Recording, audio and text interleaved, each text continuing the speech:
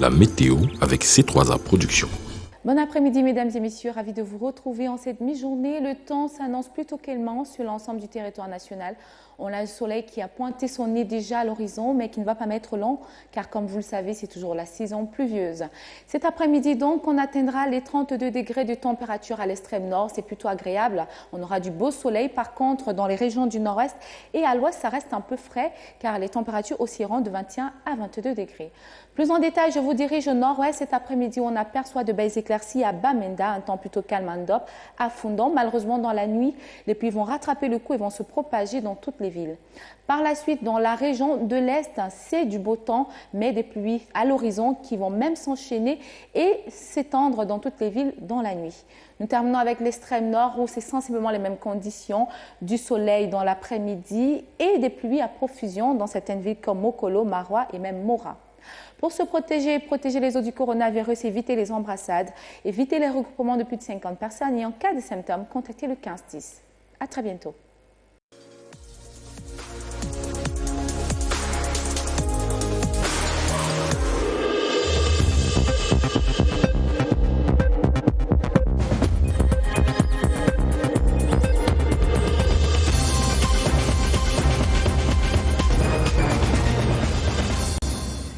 Friday, the 24th of July, 2020. Good afternoon, ladies and gentlemen. You're watching the Midday Bilingual Newscast on the CRTV. Good afternoon, Martine Wendengue. Bon après-midi, Diane Gassa. Vous avez les titres du 12h.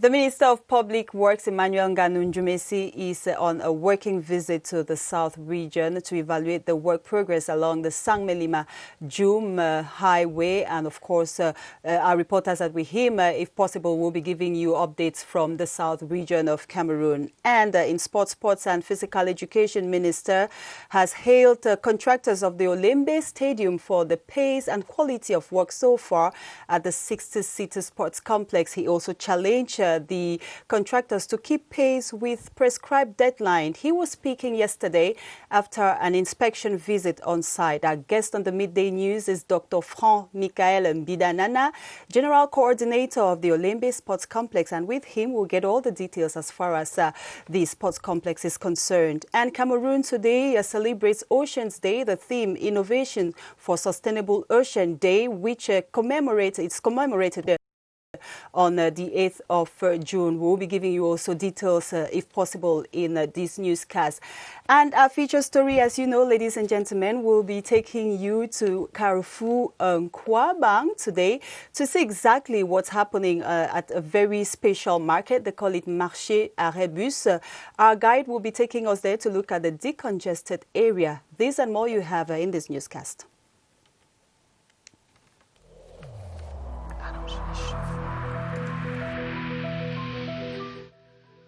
Consacrons toutes nos énergies à la lutte contre cet ennemi commun.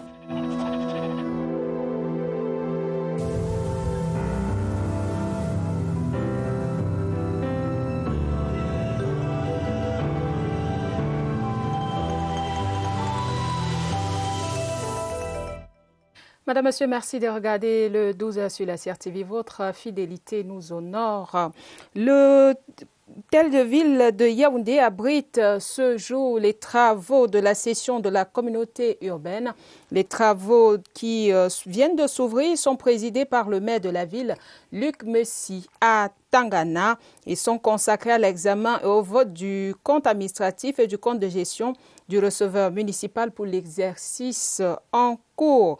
Dans son mot de bienvenue, le maire de la ville a déclaré que cette rencontre se tient dans un contexte particulier marqué par le Covid-19 qui a un impact sur les municipalités. Luc Messia Tangana a également annoncé que le taux de réalisation du budget s'élève à plus de 27 milliards de francs CFA.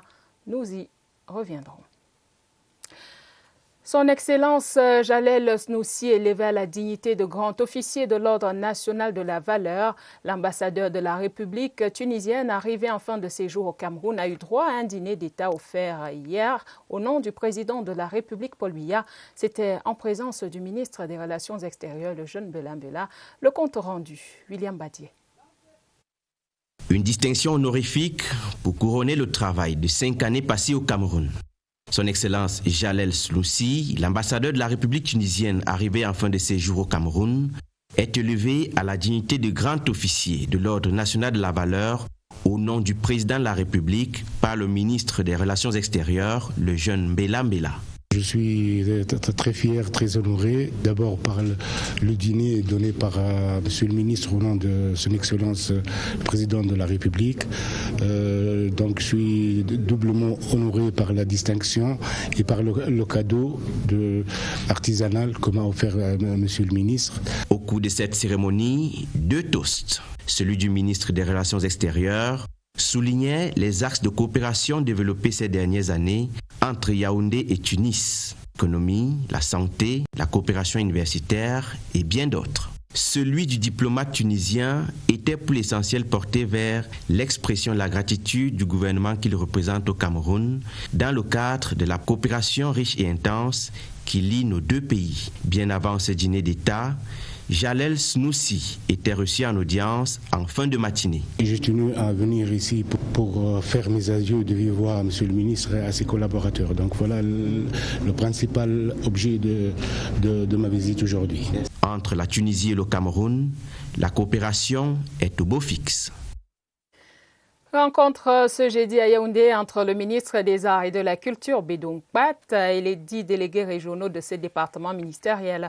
Au programme, l'examen de l'état des activités du sous-secteur Arts et Culture en cette période de crise sanitaire marquée par le Covid-19. C'était également l'occasion pour ces responsables de s'approprier la loi de juillet 2020 régissant les associations artistiques et culturelles au Cameroun. Gaëtan Tsanga nous en dit plus. Journée studieuse pour les délégués régionaux des arts et de la culture.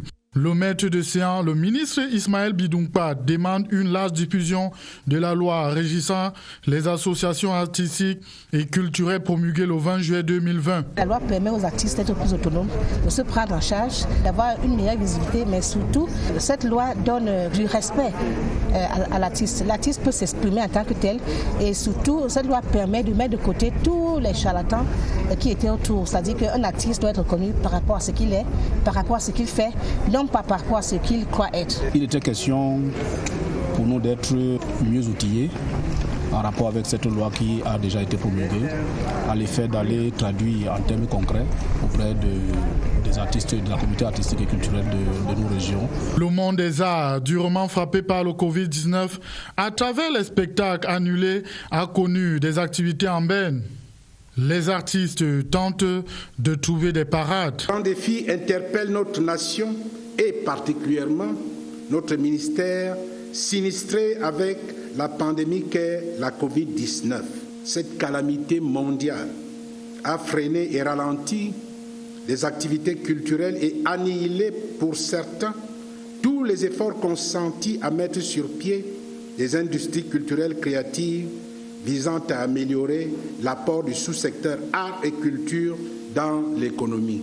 Les relais, que sont les délégués régionaux, ont été appelés à répercuter les résolutions de cette rencontre à leurs collaborateurs. You're watching the Midday Bilingual Newscast. The Minister of Secondary Education informs candidates writing the BPC, CAP, STT, BEP, BP, Baccalaureate Probatoire and GCE examinations and the entire educational family that all the subjects to be written on the Tabaski Day will be postponed to Saturday, the 1st of August at the same hours. And of course, the feast could be happening on the 31st of August. And the 72 of the 77 councillors of the Yaoundé City Council have answered present for the council session aimed at evaluating and adopting the 2019 administrative and financial accounts of the council. The session, chaired by the Yaoundé City Mayor Luc Messia Tangana, will also see the presentation of reports from commissions like hygiene and sanitation, finance and budget, sociocultural and sports, among others. The session is being attended by the Senior Divisional Officer for the Mfundi and other senior council officials. The Tunisian ambassador to Cameroon, His Excellency Jalel Snoussi, was offered a dinner on behalf of the head of state by the Minister of External Relations, Lejeune Belambela. The dinner was to bid farewell to the Tunisian diplomat who is at the end of his diplomatic mission to Cameroon. His Excellency Jalel Snoussi has served for over 5 years as Tunisian ambassador to Cameroon. Details in the following report with Sidonie Jokmandi. The Tunisian ambassador who served in Cameroon for 5 years was raised to the rank of Grand Officer of National Order of Valor, the award of a medal by Minister Belambela on behalf of the head of state. During the toast, which gathered some 8 members of government, External Relations Minister Belambela appreciated bilateral relations between both countries. He also highlighted some areas of achievement which the outgoing ambassador used in strengthening cooperation ties. The outgoing Tunisian ambassador to Cameroon, on his part, expressed gratitude for his medal and collaboration granted him by authorities during his stay in Cameroon. The Tunisian ambassador, who has come to the end of his diplomatic mission in the Republic of Cameroon, was earlier received in an audience at the Ministry of External Relations by Minister Belambela. Police Immigration Superintendent Jean-Baptiste Ayissi Afana has defended the rights of refugees. This was in his PhD thesis in public law titled The Integration of a Protective Treaties for in the Cameroonian legal system. The academic exercise, which took place at the Yaoundé 2 University in Soa, was chaired by Professor Joseph Owona. Gerald Nanji was there and now reports. Refugees have rights, no doubt, but often these rights are grossly violated by their host community. Police Immigration Superintendent Ayissi Afana defends their rights in his PhD thesis titled The Integration of Protective Treaties for Refugees. According to him, this vulnerable group ought to be fully protected. Not only the introduction of the refugee treaties in Cameroon is needed, we also have to effectively protect them. To achieve this, he suggests that national and international conventions must be reviewed. I will tell to the government to try to review the law of 2005. Our jurisdiction, they look whether the refugees may be benefit of the asylum or not. The laureate, with a huge insight in human rights and humanitarian actions, was given an excellent mark for the originality and topical character of his work. Very good, because conventions like that are useful for Africans and are useful also to protect their rights and to ensure a good treatment. It is hoped that such recommendations will be given due attention so that the rights of refugees are improved upon in Cameroon. Madame, Monsieur, vous regardez le 12 sur la CRTV. Merci d'être avec nous. La ville d'Ayos, dans la région du centre, en quête d'une nouvelle image. La cité vient d'instituer une journée de propreté par semaine. L'opération a été lancée hier par une grande séance d'assainissement sous la conduite du maire de la dite commune, Paul Ndongo Bikor. Le compte rendu de Marlise Enouambaga qui nous revient d'Ayos. Ils se sont tous donné rendez-vous ce jeudi matin armés de leur arsenal de travail manuel. Leur seule ambition, faire de leur localité l'endroit le plus attrayant du département d'Union et Foumou. Ayos, ville carrefour pleine d'histoire, veut redorer son blason d'antan. On a le devoir de la rendre propre, cette ville, pour qu'elle reflète ce qu'elle avait été dans le temps. Nous avons intérêt à attirer les touristes ici. Pour ce retour du travail manuel hebdomadaire, l'accent est mis sur le nettoyage du marché et des rigoles, le désherbage et l'élagage des arbres. Le maire Ndongo Bikor Paul prêchant par l'exemple. Je suis sur le terrain pour donner l'impulsion, pour donner le bon exemple, pour que les populations comprennent que le maire lui-même est sur le terrain et que le maire lui-même appuie également les populations pour que Ayos soit une ville belle, soit une ville propre. Et à peine entamée, l'opération Jeudi propre est applaudie. Lui-même il a la machette à main et je crois que si ça continue comme ça là, Ayos, d'un moment à l'autre, ça sera une ville vraiment propre. La propriété a changé. Ayos sera l'une des premières villes au Cameroun qui sera la plus propre. Et nous accompagnons M. le maire dans ce domaine. Après une demi-journée de travail seulement, la métamorphose sautait aux yeux et le magistrat municipal de cet arrondissement de plus de 26 000 âmes ne compte pas s'arrêter en si bon chemin. D'autres actions sont à venir. Question de faire d'Ayos un arrêt obligatoire. On parle éducation à présent avec ce communiqué du ministre des Enseignements secondaires, professeur Nalova Lyonga, qui informe les candidats aux examens BEPC, CAP, STT, BEP, baccalauréat, probatoire et GCI, les examinateurs et la communauté qu'en cas de coïncidence de la fête de la Tabaski avec un jour de passage des épreuves des 10 examens, les épreuves de la journée concernée sont reportées au samedi 1er août 2020 aux mêmes horaires et on va noter que la fête de la Tabaski est prévue pour le 31 juillet prochain. La problématique de la mutualisation des textes juridiques qui assurent la protection des réfugiés a fait l'objet d'une soutenance de thèse jeudi à l'Université de Yaoundé 2 SOA. Le candidat Jean-Baptiste Afana a présenté et soutenu publiquement cette thèse de doctorat de droit public sur le thème « L'intégration des traités protecteurs des réfugiés dans l'ordre juridique camerounais ». Le point avec Étienne Pascal Azegu. Le Cameroun est considéré comme une terre d'asile et de refuge. Il accueille chaque année des milliers de réfugiés. Mais il s'avère que les droits de ces émigrés ne soient pas suffisamment consacrés ici. C'est la base du travail de recherche soutenu publiquement à la salle des actes de l'Université de Yaoundé 2 SOA. Le candidat au grade de doctorat PhD en droit public fait mention de quelques zones d'ombre dans l'application du droit des réfugiés au Cameroun. La question de l'effectivité des droits reconnus aux réfugiés n'est suffisamment pas consacrée. Même avant les indépendances, le Cameroun recevait déjà les réfugiés. Donc il est question aujourd'hui de pouvoir aller en avant dans le sens de l'amélioration de leurs droits. La thèse est soumise à un examen minutieux des membres du jury présidé par le professeur Joseph Owona. Il y a 2 conventions, une de l'OUA et une des Nations Unies qui protègent les réfugiés. Je crois que c'est toujours intéressant de voir comment ces conventions sont transcrites dans le droit, l'ordre juridique camerounais. C'est pour ça que ce travail est très intéressant, mais il est également intéressant par la richesse des recherches qui ont été faites.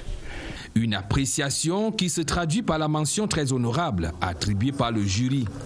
La distinction permet ainsi au commissaire de police Jean-Baptiste Aïssi Afana d'intégrer le cercle très restreint de docteurs en droit public.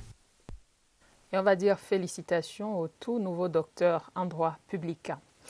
Dans l'humanitaire, l'association de la Messe pour le développement a décerné hier jeudi à Yaoundé un prix d'excellence à maître Patricia Matissa Do, épouse Mignondo, un prix qui se justifie par l'implication de la lauréate dans l'encadrement des personnes vulnérables de la localité d'Ambam dans la région du Sud. Je vous propose à présent d'écouter la réaction de la lauréate, maître Patricia Matissa, épouse Ondomenyé, captée par Michel Renaud. C'est d'abord la surprise de constater que ce que nous faisons dans le secret, les hommes de bonne volonté le voient.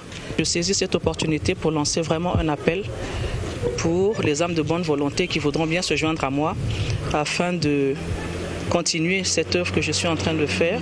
Le centre des handicapés d'Ambam est dans un état assez calamiteux. Par mes propres moyens, je n'y pourrais pas. C'est pour ça que je sollicite vraiment, profitant de cette tribune pour lancer un appel et que les gens viennent aider les démunis. Un bienfait n'est jamais perdu, surtout lorsqu'on le fait à l'endroit de ceux qui sont moins nantis que nous. And we talk something else at the moment. Mezzanine Microsoft by Jacques Bonjawo is the latest publication which hits bookshelves in Cameroon. The author puts to writing his experience at Microsoft Corporation to encourage aspirants in the field of information and communication technologies to be problem solvers. The book launch took place this Thursday at the African Institute for Computer Sciences, EAE. Joyce Tata was there and now reports. Jacques Bonjao inspires today's generation through his book, Mezane Microsoft, after 10 years of service in the enterprise as senior manager based in the United States of America. The message about the book is that, first of all, you can achieve whatever you want to achieve, whatever you want to dream about, you can achieve it. You just have to work very hard on it. That's one thing. The other thing is that do not underestimate the importance of the digital transformation. Even this COVID-19, we really need to use the technology to address this major issue. Professionalism experience gotten, which pushed him to make sure he shares this in his home country at the Ocean Innovation Center in Kribi. More often, I see that Cameroonians really don't work as a team. If we were to work as a team, we could easily win. So I learned how to work as a team player, and I wanted to share some of this experience with our young, talented engineers. The exchange on the Facebook page of the African Institute of Computer Sciences, EIE Cameroon, officially makes ready Jacques Bonjao's Mezane Microsoft available for public consumption. And we move up north, precisely in the Adamawa region, where the construction of the 70-kilometer Ngaoundéré-Paro road is in progress.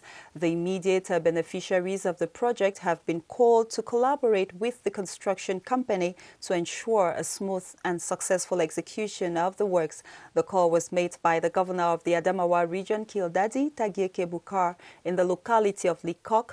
Amos Enonyaket Agbo reports on the sensitization mission by the Adamawa governor.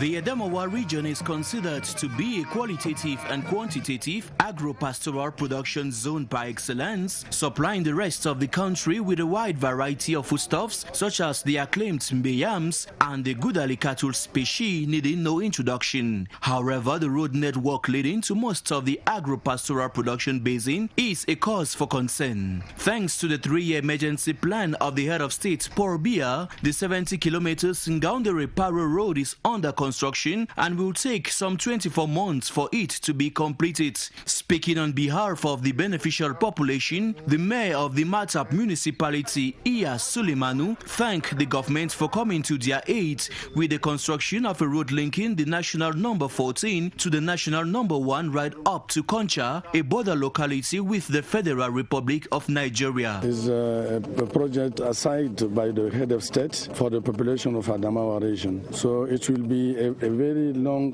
road which will be tarred. While congratulating the construction company for the preliminary job done this far, the governor of the Adamawa region, Kildadi Tagieke Bukar, called for a symbiotic relationship between the road engineers and the local population for a smooth execution of the project estimated at over 31 billion CFA francs.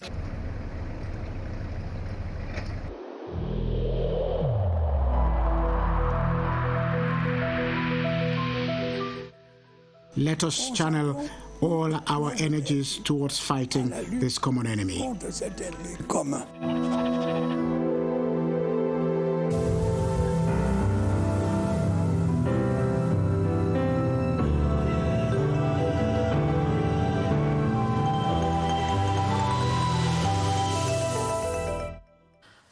En sport, le ministre Narcisse Mouele Kombi était au complexe sportif de Lombe ici à Yaoundé. Le visage de l'ouvrage, on l'a vu dans nos journaux, prend de plus en plus forme. Le professeur Narcisse Mouele Kombi, ministre des Sports et de l'Éducation civique et physique, est allé évaluer l'état d'avancement des travaux rendus au niveau des derniers aménagements. Le ministre avait dans sa suite Germain Noël et Sengue. Selon les spécialistes, cette pelouse peut déjà rentrer en activité. La machine que voici lance très bientôt la couche de bitume de la piste d'athlétisme. Plus haut, l'espace média, d'une capacité de 128 places, est déjà installé sous la zone présidentielle quasiment aménagée. À l'extérieur, la décoration de la zone ouest en briques de terre est achevée, ainsi que le vomitoire de l'accès principal grand public. En zone sud, la séparation de 3 salles de cinéma de 100 places chacune est visible. En contrebas, le centre commercial et ses 70 boutiques est déjà compartimenté. Les véhicules peuvent y circuler sur les allées. Les 2 stades annexes, dont les pelouses sont de plus en plus verdoyantes, subissent les derniers réglages. Caméras et appareils de sonorisation sont posés. Pour le constructeur, la livraison du chantier est pour bientôt.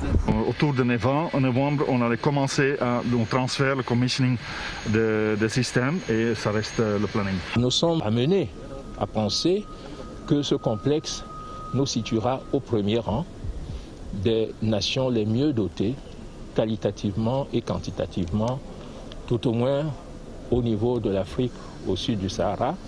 On espère, sans le Covid, dont la stratégie des ripostes a été exposée ce jeudi à la grande famille du Commonwealth par le ministre des Sports. La quinzaine d'intervenants en visioconférence ont partagé les expériences dans ce contexte d'inactivité sportive. Objectif, asseoir une synergie plus efficace. Et notre invité est déjà avec nous sur ce plateau, Dr Franck Michael Mbidanana. Bonjour. Bonjour Martine Noël. Vous êtes le coordonnateur général du complexe sportif d'Olembe. Merci d'avoir accepté l'invitation de la CRTV.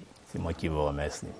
Nous venons d'admirer l'état d'avancement des travaux dans ce reportage de Germain Noël et Sengue, qui est allé à la suite du ministre des Sports pour évaluer l'état d'avancement des travaux. Que reste-t-il à faire maintenant, on va dire, au niveau du stade principal par exemple? Très bien. Avant de me prononcer sur ce qui reste à faire, permettez-moi d'entrer de jeu de revenir sur le contexte historique qui me permettra de construire l'argumentaire, qui vous permettra de saisir et de comprendre véritablement ce qu'il reste à faire. À vos téléspectateurs surtout. À vos téléspectateurs, merci. Alors, sur le plan historique, il faudrait savoir que McGill a une offre technique qui s'appuie sur 2 leviers. Le premier levier porte sur la construction des ouvrages dont l'aménagement avait été entamé par l'entreprise Piccini. Ces ouvrages sont notamment le stade principal, les stades annexes, l'hôtel, le centre commercial, la salle de cinéma. Le deuxième levier, il porte essentiellement sur ce que nous appelons le pôle olympique swimming et le gymnasium avec des espaces sportifs outdoor. Donc, véritablement à ce stade, nous pouvons dire que les travaux avancent bien, suffisamment bien même, et je pourrais placer le taux d'avancement pour le stade principal aux alentours de 90%. C'est pour cela que, avec les images qui ne vont pas me démentir d'ailleurs, vous verrez, n'est-ce pas, que la pelouse du stade principal est verte. On y voit même des montants et des filets, ce que on ne pouvait pas espérer il y a quelques mois. Vous voyez la piste d'athlétisme avec son fond de forme qui est bien apparente, avec une machine préposée, prête à faire le bitume et la pose du tartan derrière. Sur les tribunes, tous les sièges sont posés, du premier level jusqu'au 5e level. Et dans la même tribune, vous avez l'espace média qui est déjà bien aménagé avec 450 places et 128 places commentateurs. Dr Mbida, avec ce déroulé, ça veut dire que si la CAN s'était jouée en janvier 2020 comme c'était prévu, Olembe aurait été prêt à accueillir cette compétition? Bien évidemment, Olembe aurait été plein avec le rythme suivant lequel l'entreprise est en train de travailler. Il n'y a pas de doute à ce niveau-là. Mais permettez-moi de revenir encore sur le déroulé des avancées parce que c'est important pour les téléspectateurs. Il faut aussi souligner que le stade principal n'est pas le seul ouvrage sur lequel l'entreprise est en train de travailler. Vous avez également les ouvrages connexes, notamment l'hôtel avec 2 chambres témoins qui sont déjà bien disponibles. Vous avez le centre commercial qui est complètement compartimenté. C'est vrai que la pose des carreaux se poursuit. La salle de cinéma qui est, elle, également compartimentée. Dr Mbida, vous parlez d'un deadline de novembre. Oui. Est-ce pour le stade principal ou alors est-ce que tous ces autres chantiers connexes seront prêts en novembre? Vous savez, l'entreprise a organisé son travail de manière séquentielle et suivant le tableau de bord qu'elle nous a remis, en novembre, évidemment, nous aurons des ouvrages qui seront prêts. Vous avez parlé de l'entreprise McGill qui assure les travaux en ce moment, mais il semblerait que l'entreprise Piccini, qui avait été remplacée, persiste et signe sur le site et ne veut pas partir. Comment est-ce que la cohabitation se passe en ce moment entre les deux entreprises? Que fait encore Piccini sur les lieux? Déjà d'entrée de jeu, je dirais que ce sont des allégations. Piccini, en tant que personne, n'existe pas sur les lieux. Parce qu'il faut bien comprendre cette démarche-là et tout. Il y a les hommes, il y a les machines. Bon, côté homme, le problème a été résolu. Parce que unusual market, they call it marché arrêt bus.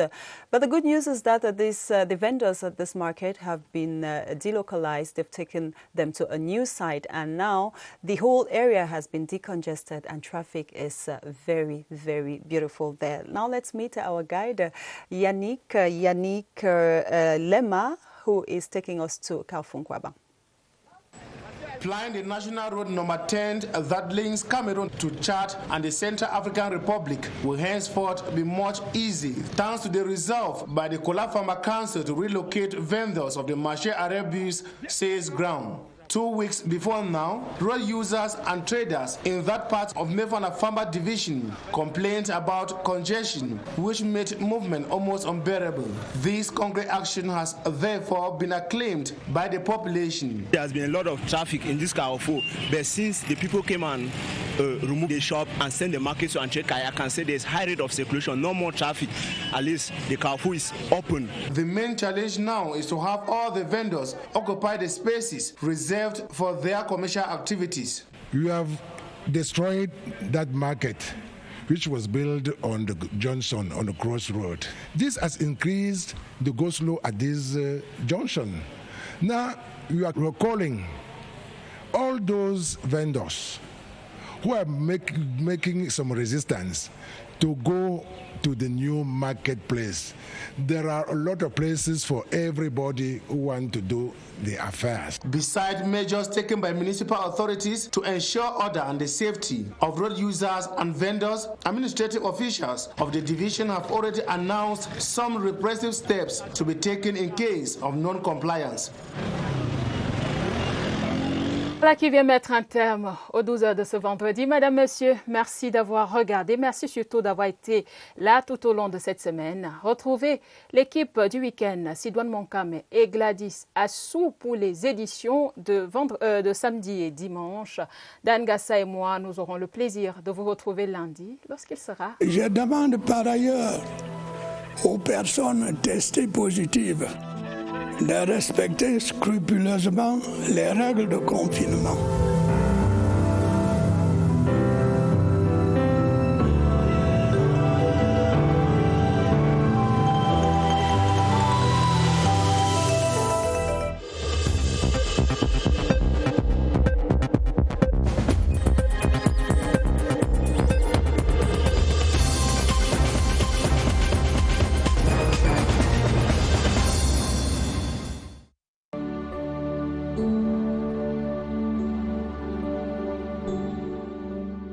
La leçon d'aujourd'hui est les boutons. Les boutons.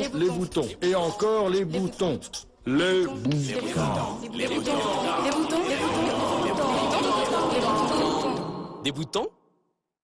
Débouchez les pores avec le nouveau Protex Pharmapure Deep Clean qui enlève les impuretés et le gras qui peuvent causer des boutons et élimine 99,9% des bactéries. Wow. Salut. Débouchez les pores avec le nouveau Protex Pharmapure Deep Clean.